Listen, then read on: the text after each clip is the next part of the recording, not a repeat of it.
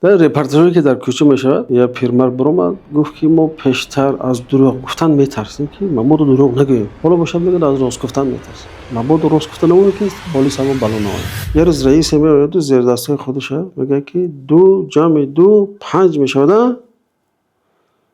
یکی از اونها میگه که بله 5 میشود. میگه رئیس. دیومیش نگاه میکنه، دیومیش میگه که اگر یک اضافه کنیم 5 میشود. میگه یعنی 4 میشه، بالا 4 1 5 میشه.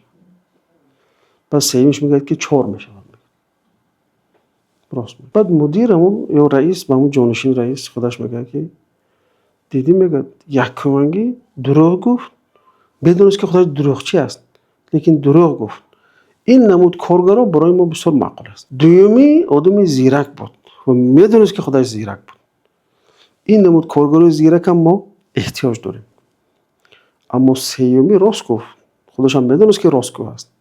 این نمود کارگر درد سر است. بعد پگاش شد که این کارگر نیست کارو دیگر.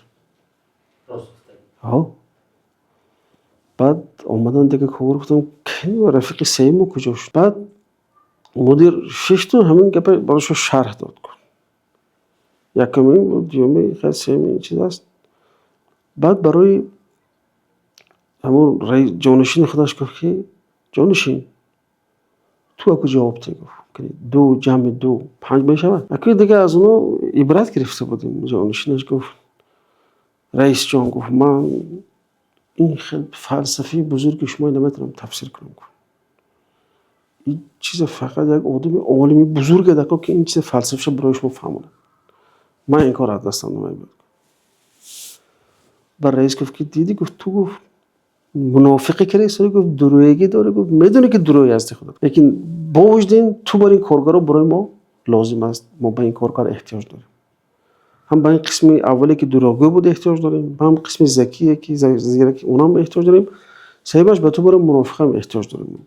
به شما کار کرد نمیشه. متاسفانه در این زمان همه خیلی شده است که من میخوام انسان دروغگو، انسانی که زیرکانه به اصطلاح گپی مردم تاب میتیاد یا که همین که نفاق میکند بسیار مطلوب هست. اونو در همه جا با اونو احتیاج هست.